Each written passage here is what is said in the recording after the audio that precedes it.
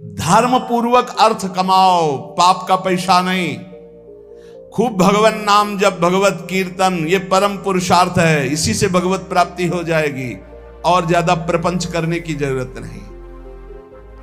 क्षमावशी कृतिर्लोके क्षमया किम न साध्यते, शांति खड्गः करे यस्य किम करिष्यति दुर्जना।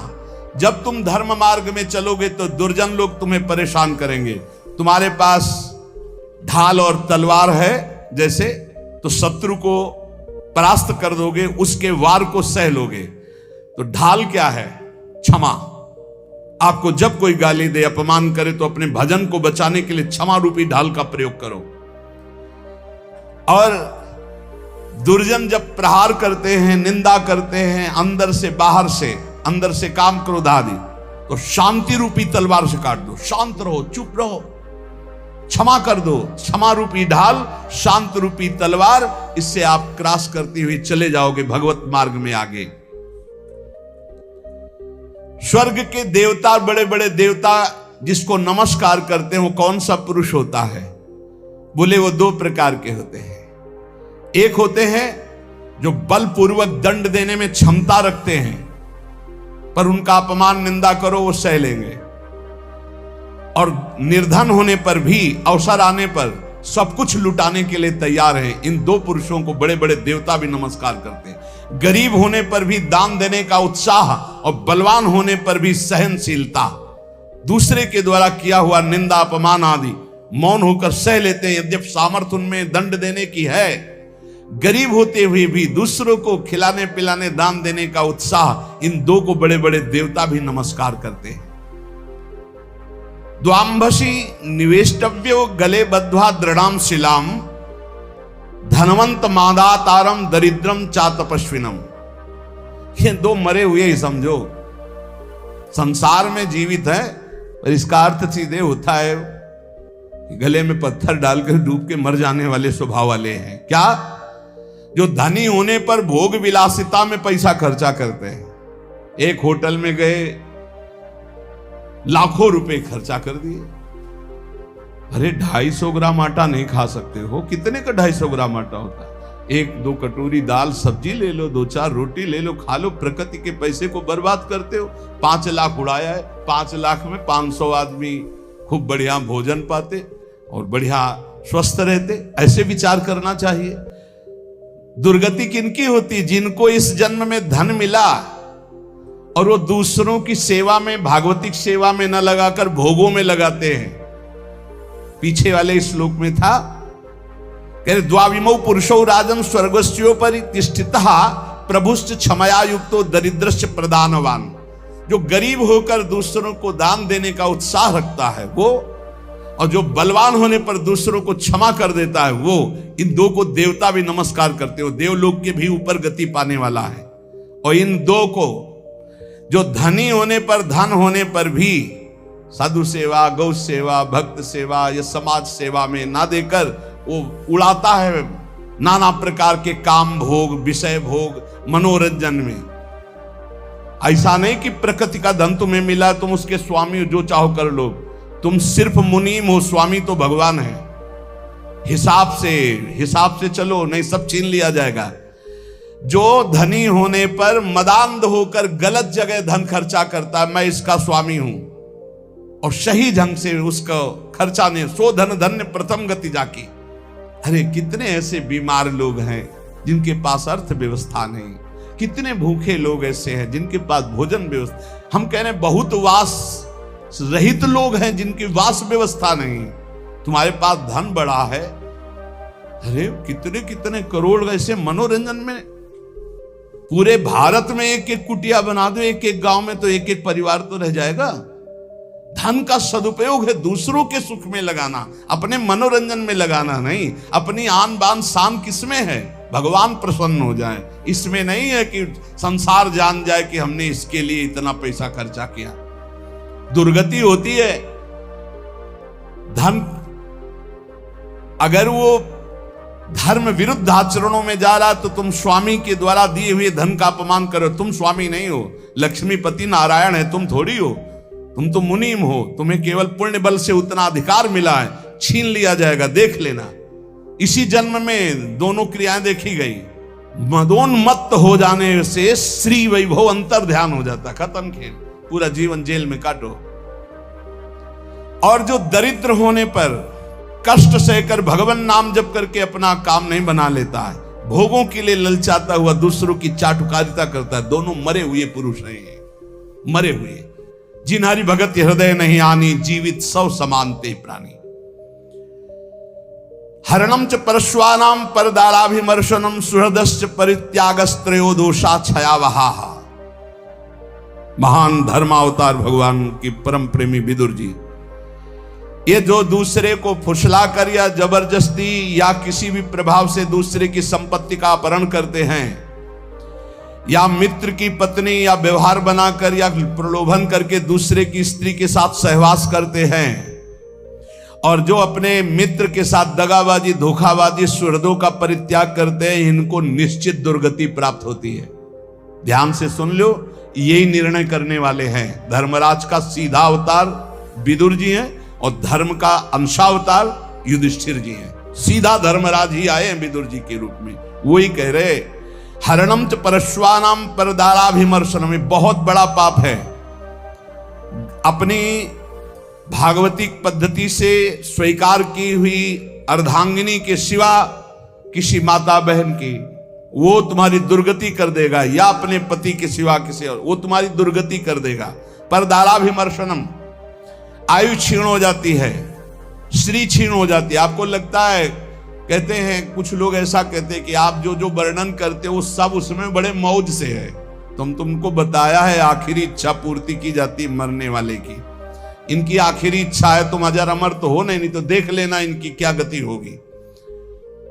भैया 2-4 बार डकैती से सफल हो गया तो लाखों रुपया उड़ा रहा, तुम कह रहे हो बड़े मौज में। और जिस दिन पकड़ा जाएगा ना, और फिर जब दंड उसको मिलेगा, तब आप देखने नहीं जाओगे कि उसको क्या क्या दंड मिलता है। ऐसे ही जब यमपुरी में जीव जाता है यहां से कर्म करके, तो शास्त्रों में पढ़ो, तुम्हें शास्त्रों तक पहुंच नहीं और विश्वास नहीं तो तुम मानते नहीं हो कि नरक है। जो दूसरे का धन अपहरण करता है, दूसरे की स्त्री का संसर्ग करता है, मित्र बना करके व्यवहार बना करके पराई स्त्री के साथ सहवास करता है या पराय पुरुष से सहवास करता है, जो अपने सुहृद मित्र को धोखा देता है, परित्याग करता है, ये सब नरक जाने वाले पाप हैं। भक्तम च भजमानम च तवास्मीति च वादिनम त्रिनेतात शरणम प्राप्तान विस्मेपि न संत्यजे। जो तुम्हारा भक्त हो, तुम्हारी सेवा में रहा हो और एक बार हृदय से कह दिया कि मैं आपकी शरण में हूं, ऐसे 3 प्रकार के मनुष्यों के संकट आने पर पूर्ण रूप से सहयोग करना चाहिए। गृहस्थ में अपने कुटुंब में जो सबसे बूढ़ा हो उसको सबसे पहले भोजन देना चाहिए, धर्म का आदेश है। यहां बहू और लड़का कॉफी और समोसा और चाय छान रहे और बूढ़े टुकुर टुकुर हेर रहे हैं। अगर कुछ कहें भी तो डांट देंगे, तुम्हें घर में तो रहना है, बना लेना चाय पी लेना, हमें ऑफिस जाना है। और ज्यादा बात किए तो 2-4 थप्पड़ मार दिए मां के पिता के। कुटुंब में सबसे पहले भोजन का अधिकार किनको है? गरम गरम भोजन बना के पहले वयोवृद्ध, फिर दूसरा अधिकार बच्चे, फिर तीसरा अधिकार अपने जो आए हुए जन हैं, जो घर के जन हैं। बनाने वाला सबसे बात के, ये नहीं कि बनाने वाला पहले चक छान के फिर जो मनाया सो परोस दिया। ये वो रसोई में कभी कमी नहीं हो सकती जो ऐसी रसोई होगी।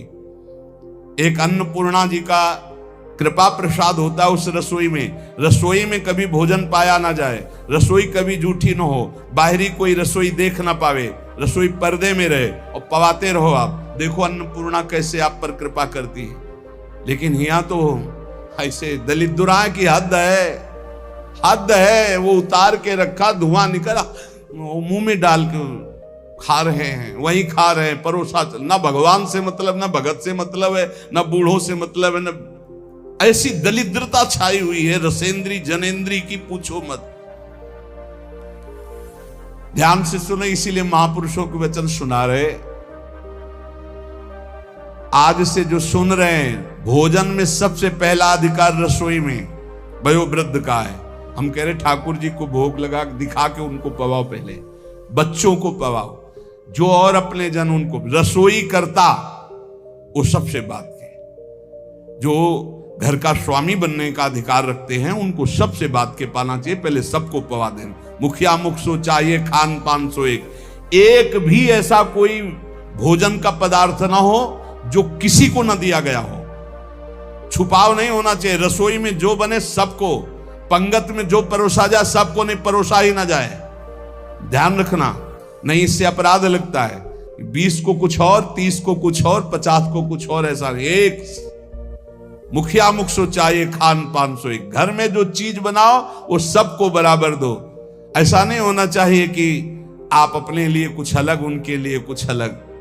जब अपनी मोह वृत्ति होती है, सत्संग का ज्ञान नहीं होता तो अलग अलग होता है, बहुत विचित्र होता है, बड़ा अपराध बनता है। दूसरा, अपने संबंध में जो संकट में पड़ा हो तो बिना बुलाए अपने आप जाकर उसका सहयोग करना चाहिए।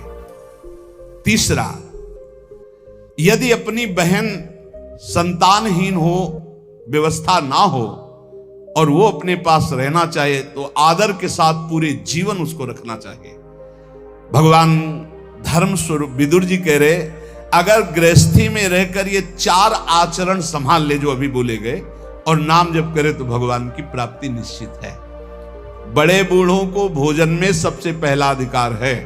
बड़े बूढ़े भगवान साक्षात, मातृ देवो भव, पितृ देवो भव। यदि तुम्हारा कोई संबंधी कष्ट में है तो बिना बुलाए जाओ उसका सहयोग करो। और यदि तुम्हारी बहन संतानहीन, धनहीन है, परिवार में उसको नहीं रखा जा रहा, आप आदर पूर्वक जीवन भर रखो, इससे भगवान प्रसन्न हो जाएंगे। षट दोषा पुरुषेणे हातव्या भूति विच्छता, निंद्रा तंद्रा भयम क्रोधम आलस्यम दीर्घ सूत्रता। ये 6 दोष जिसमें होते हैं उसे भगवत सिद्धि प्राप्त नहीं होती। परमार्थ की उन्नति चाहने वाले, भगवान को प्राप्त करने वाले को ये 6 दोष त्याग देना चाहिए। महात्मा विदुर जी कहते हैं क्या? पहले निद्रा त्यागने का मतलब उचित निद्रा, 4 घंटे 5 घंटे। इसके बाद 6 घंटे उसके आगे जुड़ता है जो बहुत मेहनत करता है। 7 घंटे उसके आगे जुड़ता है जो गृहस्थी में है, थोड़ा भी परमार्थ में अगर अभी चलना शुरू किया है। इसके आगे जो सोते हैं वो भगवान जाने। और कलयुग की रीत ऐसी हो गई, वो कह रहा था कि हम सबको नरक पहुंचाएंगे। सूर्य उदय होते समय जो सैया में पड़ा सोया होता है, उसकी बुद्धि, उसकी श्री कीर्ति, आयु, ये सब नष्ट होता है। और प्रायः इस समय हमें लगता है कि 100 में 30 जगते होंगे और 70 सोते होंगे सूर्य भगवान के उदय होने, या और प्लस हो सकता है, और प्लस हो सकता है। 4 बजे जग जाए वो तो बहुत बड़ी बात है। हम कह रहे हैं 5 बजे, हम कह रहे हैं ऐसे जग जाओ कि सूर्य भगवान उदय हो रहे हैं, आप जल्दी से नहा धो के 2 चुल्लू अर्घ तो दे दो। भुवन भास्कर पधारे, अर्घ देने की तो बात जाने तो 11 बजे दिन तक सोते हैं। हमें लगता है इनकी जिंदगी क्या है जो 11 बजे दिन तक सोते। 11 बजे तो विश्राम का समय दूसरा आ जाता है। 1 बजे रात के जगे तो 11 बजे तो थोड़ा विश्राम का समय आ जाता है। ये 11 बजे तक जगते होंगे तो राजभोग कब पाते होंगे? इनका शयन भोग तो निशाचरी ही होता होगा। रात्रि में 11 के बाद नहीं, 2 बजे सोते होंगे। 3, 4, 5, 6, 7, 8, 9, 10, 11, मतलब कम से कम 9 घंटे सोते हैं। ये जिंदगी ठीक नहीं। इससे पूरा का पूरा आपका परमार्थ नष्ट हो जाएगा। विदुर जी महाराज कह रहे, एक बार कुछ ऐसे नाइट ड्यूटी वाले जन हैं, हमें लगता है अगर ऐसा कुछ हो तो सूर्य उदय के समय उठ जाओ, हाथ मुंह धो करके यार सूर्य भगवान को प्रणाम करो और थोड़ा नाम जप करो, फिर सो जाओ। अगर आप रात में जगह ड्यूटी पर सूर्य उदय के होते समय अगर सोते मिले तो आपके सुकृत नष्ट हो जाएंगे। पक्का समझो, आपका श्री वैभव क्षीण हो जाएगा। आपको लगेगा बहुत धनी है। ये धन कितने मिनट का भैया, आंख मुंदी खत्म खेल जाएगा यहाँ का बैंक बैलेंस। हम उस धन की बात कर रहे हैं जो तुम्हें जन्म मृत्यु के चक्र से छुड़ाएगा। पहला है निद्रा, इस पर शासन करो। दूसरा तंद्रा। तंद्रा का मतलब होता है ना नींद है ना जागृत है, वो एकदम खोए रहते हैं, ऐसे चेतना में आए, ना सो रहे हैं ना जग रहे हैं। सोने का मतलब था सोने में एक अलार्म बजता रहता, वो पता चल रहा है कि सो रहा है। और एक तंद्रा होती कि उसमें अलार्म नहीं बजेगा, वो चल रहा, वो तंद्रा। और तीसरा भय। किसी ने हमसे पूछा कि आपको भय है? मुझे लगता है आपको कभी कोई भय नहीं, क्योंकि आपका सत्संग सुनते हैं। उनका एक भय है, एक भय हर समय बना रहता है कि लाखों की श्रद्धा है, हे भगवान कभी हमारे द्वारा मन वचन कर्म से ऐसा कोई कार्य न बन जाए जिससे किसी की श्रद्धा नष्ट हो जाए, उसका भगवत मार्ग रुक जाए। बस एक बात का भय रहता है, हमारे द्वारा कहीं कोई ऐसी वचन न निकल जाए किसी को पीड़ा पहुंचे, हमारे द्वारा कोई ऐसा कर्म न बन जाए जिससे किसी की श्रद्धा नष्ट हो जाए। क्योंकि संतों पर श्रद्धा बहुत समय के बाद होती है। समय समय पर ऐसा भगवान का एक संत की क्रिया से लाखों संतों की प्रति अश्रद्धा हो जाएगी। हे प्रभु कभी हमारे द्वारा ऐसा आचरण न बने, हमारे वचन ऐसे न निकले, हमारा कोई ऐसा भाव न हो जिससे किसी की श्रद्धा का नाश हो। इस बात से भय लगता है, बस किसी की श्रद्धा नष्ट ना हो, हमारी गति दुर्गति को उसे कोई फर्क नहीं, सामने वाले की गति न बिगड़े, उसका भाव मंगल मन रहे, हमारे अंदर कोई ऐसी वार्ता ना आ जाए, कोई ऐसा दोष ना आ जाए जिससे किसी को भाव बिगड़ जाए। बस एक भय रहता है, और ये भय भजन बढ़ाने में काम आता है। यही डरपि हरिवंश हित, जिनो भ्रमय गुण सलिल पर, जी नामन मंगल लोक त्यू सुहरिपद भज न विलंब कर। इस डर से डरते रहना चाहिए कि कहीं हमें माया की त्रिगुणात्मिका वृत्ति फिसला न दे। इसलिए हर समय जिनका नाम तीनों लोकों का मंगल करने वाला है, उन हरि का जप करते रहना चाहिए, राधा राधा हरि हरि।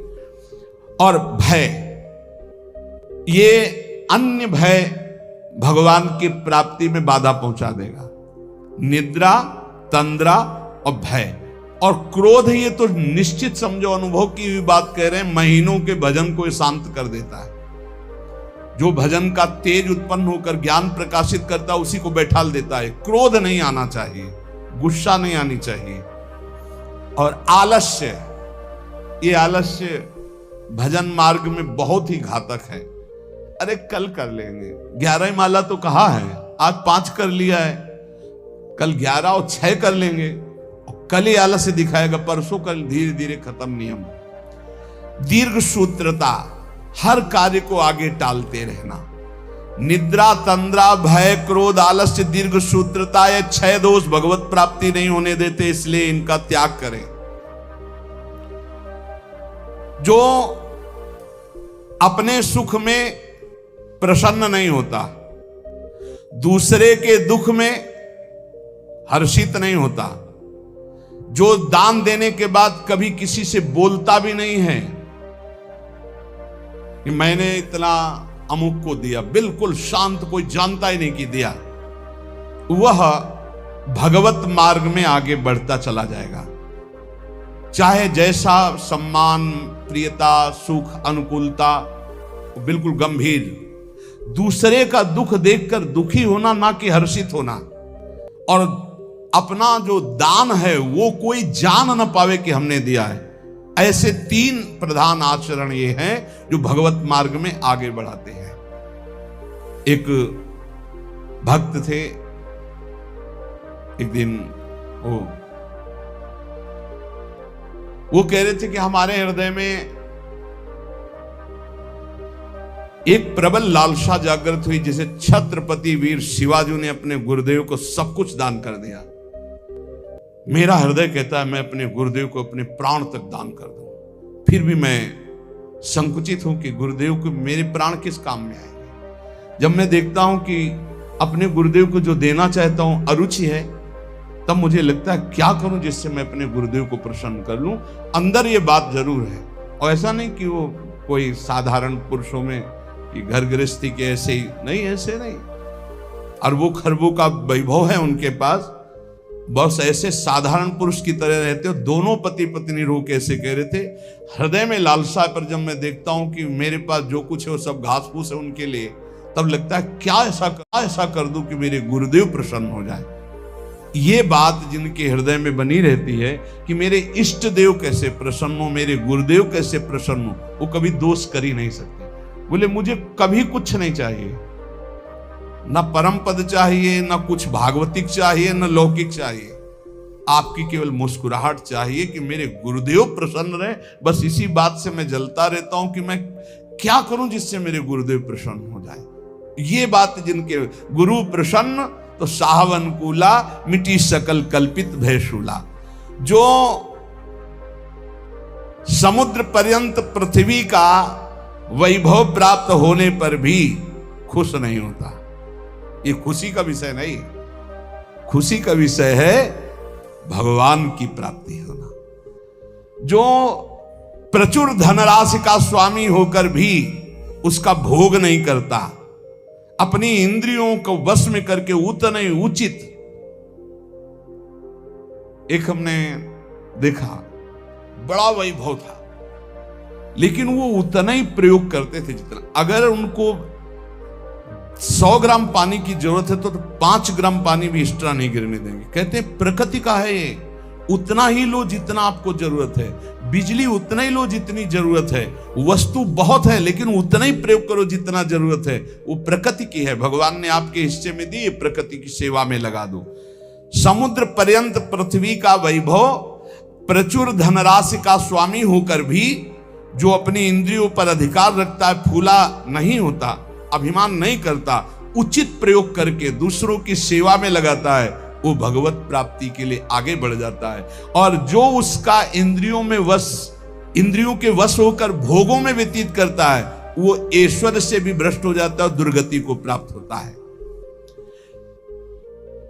अनुसूयायाम आर्जवम शौचम संतोषा प्रिवादिता दमः सत्य मनायासो न भवंती दुरात्मनाम। किसी के गुणों में दोष ना देखना, सरल स्वभाव रखना, पवित्र वस्त्र, पवित्र शरीर, पवित्र विचार रखना, संतोष, प्रिय वचन, इंद्रियों को भोगों से हटाना, सत्य भाषण करना और क्लेश तनिक भी मन में ना आने देना। संतुष्टायन के हर स्थिति में प्रसन्न रहना सीखो। बोले ये भगवत प्राप्त होने वाले पुरुष के लक्षण हैं। फिर देख लो, किसी के गुणों में दोष न देखना, अर्थात किसी में दोष दर्शन न करना, किसी में भी। एक ने 2-3 दिन पहले एकांतिक में प्रश्न किया कि हमारा संतों के प्रति दोष दर्शन होता है, क्यों? क्या आपको दोष दर्शन होता है? क्या आप संतों से? पता नहीं, ऐसे ही मन हमारा नहीं। तुमका तुम्हारा मन पापी है इसलिए दोष दर्शन करता है, पाप है तुम्हारे अंदर इसलिए दर्शन होता है। अगर पवित्र हो जाए, भी चश्मा ठीक हो तो देखो आप। बोले कई बार जैसे सत्संग सुनते हैं, सब बातें सुनते हैं तो विश्वास नहीं होता। तो अशुभ कर्म करने वाले को विश्वास होगा, पापात्मा को विश्वास होगा। पापवंत कर श्रेष्ठ स्वभाव, भजन मूर्ति भाव न काओ। अशुद्ध आचरण करोगे, दूसरों पर दोषारोपण करोगे। अभी अपना चश्मा ठीक कर देख, भगवान के सिवा कोई नहीं है, सच्चिदानंद प्रभु के। बोले मन मेरे वश में नहीं। हमका नहीं, उसको डांटिए। बोले नहीं है वश में, तो हमका आप अपनी बेटी की तरफ गंदी दृष्टि से देख सकते हो? बोले नहीं। उनका बहन की तरफ? बोले नहीं। तो गुरु की तरफ कैसे देख सकते हो? केवल बकवास। ऐसा तुम्हारा मन है? अगर ऐसा मन है कि जो तो फिर ऐसा भी कर सकता है, नहीं तो फिर ऐसा कैसे कर सकता है? शासन में एक तरफ छूट दे दो, एक तरफ उसको नहीं, ऐसा नहीं। मन पर शासन बुद्धि का हो और बुद्धि पर शासन शास्त्र और सदगुरुदेव का हो, तब चलता है। किसी के भी गुणों में तुम्हें दोष देखने का अधिकार नहीं। तुम अपने दोष देखो। बुरा जो देखकर मैं चला, बुरा ने मिलिया कोई, जो दिल खोजूं आपनो तो हम सब बिरानो हो। पक्की बात है, ईमानदारी से। अगर बुराई देखने चलो तो अपने हृदय रूपी महल में घुस के देखो तो अभी पता चल जाएगा। अनुसूया, किसी के गुणों में दोष देखना है सबसे बड़ा छिद्रान्वेषण, सबसे बड़ा भगजन मार्ग में बाधक भाव है। कभी इसको अंदर मत आने देना। आ जाए तो तत्काल प्रभु से प्रार्थना करना।